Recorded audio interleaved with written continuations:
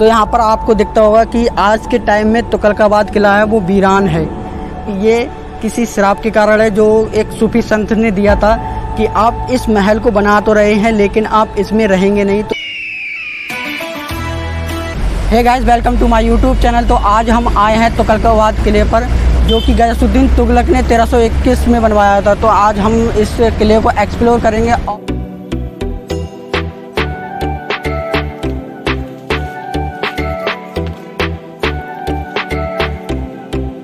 तो जब आप किले में एंटर करेंगे तो आपको राइट साइड में मुड़कर फिर से आप राइट साइड में मुड़ेंगे तो आता है शाही परिवार वाला जो है एरिया।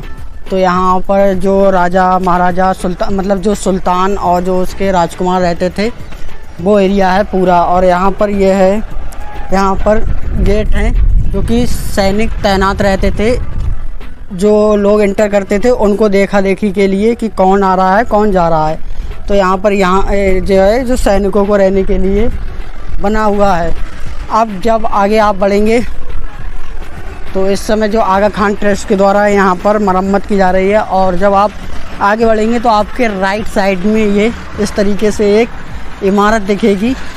तो ये है मस्जिद, जो कि उस टाइम में मस्जिद थी। इस किले में 2 मस्जिदें मौजूद थी। तो यहाँ से इसका अंदर का सीन दिखाते हैं आपको। ये इस तरीके से ये पीछे से है। और इसके जो एरिया थे, विजय स्तंभ आपको सामने दिखता होगा, विजय मैदान यहाँ पर ये है। और इनमें से आपको पूरा एक्सप्लोर करेंगे कि कौन कौन से स्तंभ है और कौन कौन से किस नाम से थे और किस लिए यूज होते थे, तो वो बताएंगे। पहले इधर चलते हैं इस मस्जिद में।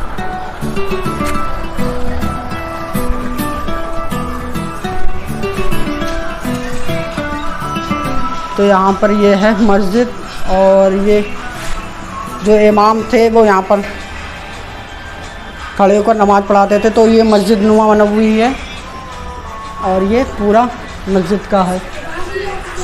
ये मस्जिद का बाहर का एरिया है। और अब बढ़ते हैं उधर साइड से, देखते हैं कहाँ क्या चीज़ है।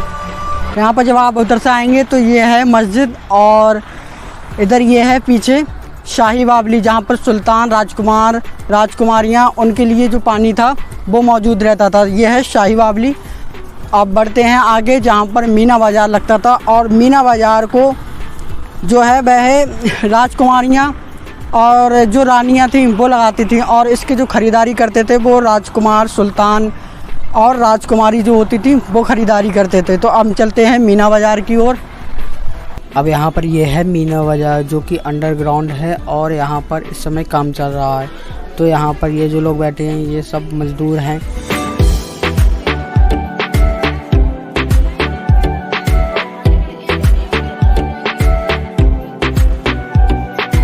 अब यहाँ पर मीना बाज़ार की मरम्मत हो रही है, चूँकि ये जर्जर हो चुका है। और यहाँ पर ये आगे तक आपको दिखता होगा, ये पूरा मीना बाज़ार है।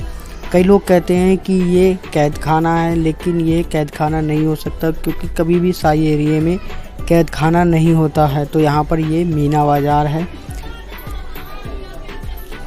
और हिस्ट्री के हिसाब से मीना बाज़ार जो है उसमें रानियाँ और राजकुमारियाँ दुकानें लगाया करती थी। और जो पैसा उससे जमा होता था उसे गरीबों में बांटा जाता था। और इसकी ख़रीदारी जो है वो शाही परिवार के जितने लोग थे वो ये सामान खरीदते थे।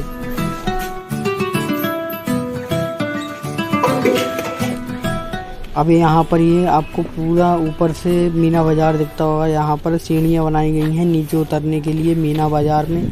अब बढ़ते हैं आगे विजय स्तंभ की ओर और इसकी पूरी हिस्ट्री आपको बताते हैं।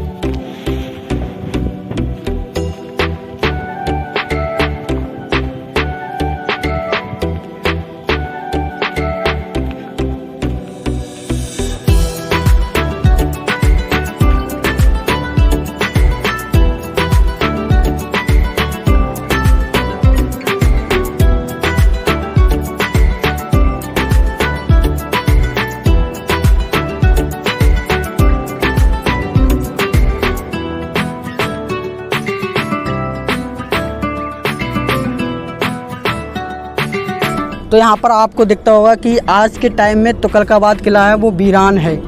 और कुछ यूट्यूबर या कुछ लोग हैं जो इतिहासकार हैं वो बताते हैं कि ये किसी श्राप के कारण है जो एक सूफी संत ने दिया था कि आप इस महल को बना तो रहे हैं लेकिन आप इसमें रहेंगे नहीं। तो इस किले का जो वीरानी का कारण है वो आपको बताएंगे यहाँ पर। गाइस तो अब हम आ गए हैं तुगलकाबाद किले के अंदर और मैं उस जगह पर मौजूद हूँ जिसे विजय स्तंभ कहा जाता था। तो हम इस विजय स्तंभ पर मौजूद हैं। ये विजय स्तंभ इसलिए बनाया जाता था जब सुल्तान है वह जंग जीत कर आता था तो यहाँ पर विजय स्तंभ का जो है उल्लास या जो भी खुशी है वो मनाई जाती थी और यहाँ पर जो सूचना दी जाती थी आम जनता को कि हम जंग को विजय करके आए हैं। अब यहाँ पर खड़े होने से मुझे महसूस हो रहा है कि यहाँ से आपको पूरी दिल्ली का नज़ारा दिखता होगा और यहाँ से आप तुगलकाबाद का जो गयासुद्दीन तुगलक है उसका मकबरा जो कि मेरे पीछे है और कमल मंदिर जो कि दक्षिण में है और कुतुब मीनार भी देख सकते हैं जो कि पश्चिम में है। तो यहाँ पर मैं थोड़ा कोशिश करूँगा जूम करके आपको दिखाने की। तो गाइस ये आपको दिखता होगा, ये तो है गयासुद्दीन तुगलक और मोहम्मद बिन तुगलक का मकबरा। और यहाँ पर जो आपको सामने सफ़ेद बिल्डिंग दिखती होगी ऊंची सी, इसी की थोड़ी सी साइड से शायद आपको दिखता होगा कुतुब मीनार है। जब आप यहाँ पर आएंगे तो आपको दिखेगा। और यहाँ पर दक्षिण में जो है वह कमल मंदिर मौजूद है जो कि आपको दिखता होगा। और यहाँ पर यह है शोक स्तंभ, इसे शोक स्तंभ कहा जाता था। जब किसी जंग में हार होती थी तो यहाँ पर खड़े होकर शोक का व्यक्त किया जाता था कि हम जंग हार गए हैं, इसीलिए यहाँ पर इसे शोक स्तंभ कहा जाता है। क्योंकि ये पूरा जो है राजशाही एरिया है और विजय स्तंभ पीछे है मेरे शोक स्तंभ और ये पूरा राजशाही एरिया है। तो यहाँ पर सब चीज़ें जो हैं वो राजशाही हैं। जो राजकुमार राजकुमारियाँ या जो सुल्तान होते थे वही लोग यहाँ पर रहते थे। तो यहाँ पर पूरा आपको एरिया बताता हूँ। बावली के पीछे से ही गेट आता है जो कि इस साइड पे इंटर होता है। तो इंटर होने पर आपको राइट साइड में सबसे पहले मस्जिद दिखेगी और लेफ़्ट साइड में आपको शोक स्तंभ दिखेगा। अब हम आ गए हैं शोक स्तंभ के ऊपर और यहाँ से आप तुगलकाबाद जो गांव है जो कि उस समय भी मौजूद था वो आप देख सकते हैं। और यहाँ पर ये पूरी बाउंड्री है गांव और किले के बीच में। तो ये पूरा गांव है तुगलकाबाद गांव और उस साइड में आपको ये दिल्ली दिखती होगी पूरी। अब यहाँ एंट्री गेट के पास मौजूद स्तंभ से आपको नीचे देखने पर ये कमरे जो बने हुए हैं ये है मेहमान खाना और इसी के पीछे आपको दीवार खड़ी हुई दिखेगी, ये जामा मस्जिद थी। और यहाँ से आप पूरे किले का व्यू देख सकते हैं कि किस तरीके से ये किला बना हुआ है और कहाँ कहाँ क्या क्या चीज़ है।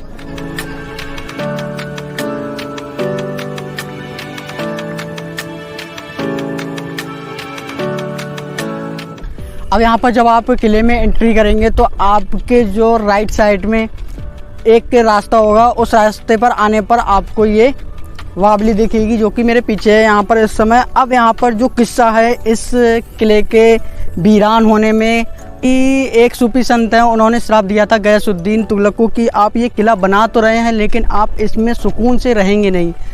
तो यहाँ पर उस श्राप के बारे में बात कर लेते हैं क्योंकि हम आ गए हैं बावली और ये कहानी ये किस्सा जो है वो बावली से ही रिलेटेड है। तो यहाँ पर पहले चलते हैं बावली में, अब फिर बात करते हैं उस किस्से के ऊपर। तो यहाँ पर अब ये पहले के टाइम में यहाँ पर गेट नहीं था जो कि अब लगा दिया गया है गेट। तो यहाँ पर ये है सीढ़ियाँ बावली के अंदर जाने की। तो बावली के अंदर चलते हैं फिर उस किस्से पर बात करते हैं जो उस टाइम में व्यतीत हुआ और जिस कारण ये किला वीरान है। तो यहाँ पर ये आपको पूरा सीन दिखता होगा बावली के अंदर का। तो बात है 1320 की, जब खुसरो खां को हराकर गयासुद्दीन तुगलक दिल्ली का सुल्तान बना। अब जब वह 1320 में खुसरो खां को हराकर दिल्ली का सुल्तान बना तो उसने 1321 में निर्णय किया कि वह अपना एक किला बनवाएगा। अब 1321 में उसने किले का निर्माण शुरू कर दिया और उसी समय हजरत निजामुद्दीन औलिया अपनी बावली बनवा रहे थे जो कि उनकी दरगाह के पीछे मौजूद है इस समय। तो यहाँ पर उनकी बावली के जो मज़दूर थे गयासुद्दीन तुगलक ने बुला लिए और सभी मज़दूरों को कहा कि वह बावली पर काम ना कर यहाँ पर जो तुगलकाबाद किला है यहाँ पर काम करे।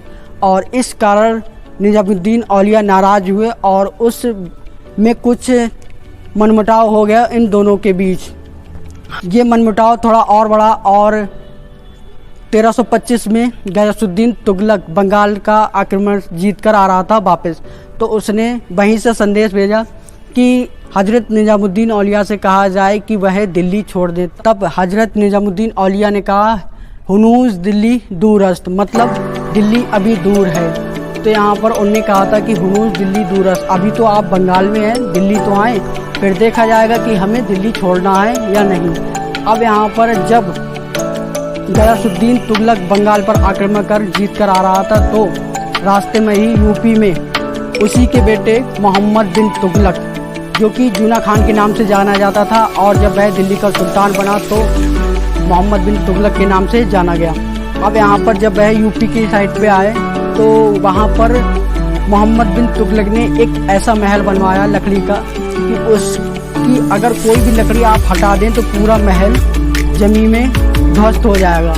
तो उसी महल में मोहम्मद बिन तुगलक ने गयासुद्दीन तुगलक को ठहराया और वह महल गिर गया, जिस कारण गयासुद्दीन तुगलक की वहीं पर मृत्यु हो गई। अब मृत्यु होने के बाद उसी का बेटा मोहम्मद बिन तुगलक, जिसने उसको मारा था महल गिराकर, अब उसके बाद वह दिल्ली का सुल्तान बना। तो यहाँ पर उसे सुकून नहीं मिल रहा था, क्योंकि अपने बाप की मृत्यु के बाद किसी आदमी को किस प्रकार उसी महल में सुकून मिल सकता है। तो यहाँ पर वह तुगलकाबाद किला में उस समय रह रहा था, तो उसने सोचा कि मैं अपनी राजधानी यहाँ से हटाकर कहीं और कर लेता हूँ। तब वह गए थे महाराष्ट्र के दौलताबाद में। तब मोहम्मद बिन तुगलक ने महाराष्ट्र के दौलताबाद को अपनी राजधानी घोषित किया। अब यहाँ से जब उसने पूरा दिल्ली खाली कर दिया, तो उसने कहा, जब उसने महल के सबसे ऊंची, जो कि आज विजय स्तंभ के नाम से जानी जाती है, उस पर खड़े होकर देखा पूरे इलाके को, तो कहा कि अब मुझे सुकून मिल रहा है, क्योंकि अब किसी भी घर से रोशनी नहीं आ रही है और मेरे साथ तमाम दिल्ली के लोग चल रहे हैं। अब जब उसकी मृत्यु हुई तो उसका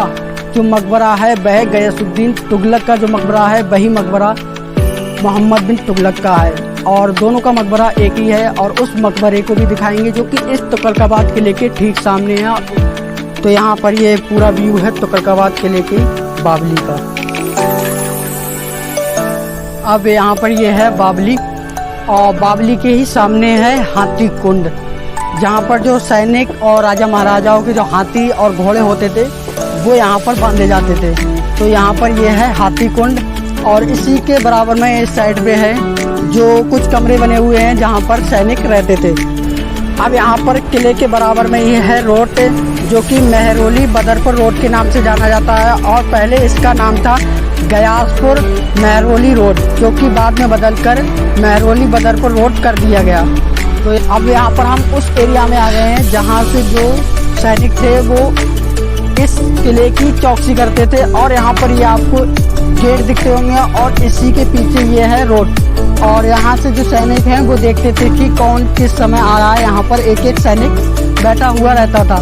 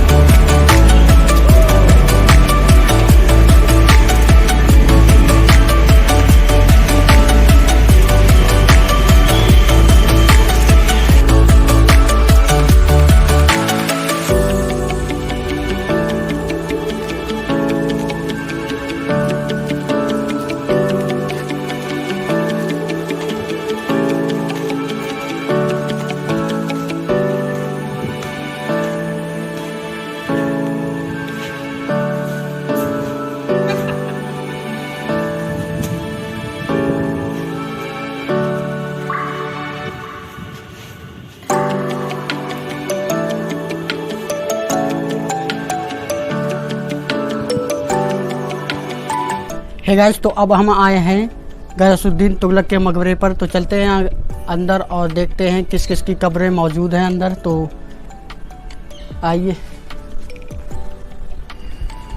अब यहाँ पर ये है गयासुद्दीन तुगलक के मकबरे के अंदर का व्यू। तो ऐतिहासिक साक्ष्य के हिसाब से जो केंद्र में मकबरे के केंद्र में जो कब्र है वो गयासुद्दीन तुगलक की है, और इसके बराबर में ये है गयासुद्दीन तुगलक के बेटे मोहम्मद बिन तुगलक की कब्र, और मोहम्मद बिन तुगलक के बराबर में है गयासुद्दीन तुगलक की जो बीवी थी मखदूम ए जहाँ, उनकी कब्र है। तो यहाँ पर ये 3 कब्रें मौजूद हैं इस मकबरे में। और इस मकबरे का निर्माण जो है लाल बलुआ पत्थर और संगमरमर से हुआ है, जो कि ऊपर संगमरमर लगा हुआ आपको दिखता होगा, और नीचे है लाल बलुआ पत्थर जो कि अरावली पर्वत श्रृंखला से लाए गए।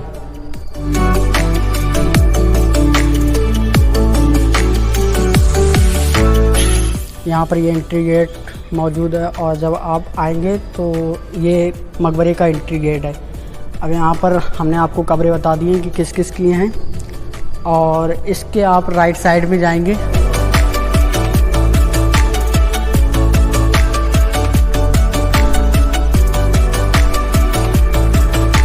सामने एक और मकबरा दिखता होगा जो कि जफ़र खान, जो कि गयासुद्दीन तुगलक की सेना में जनरल थे और एक युद्ध में शहीद हुए, उनकी यहाँ पर कब्र मौजूद है।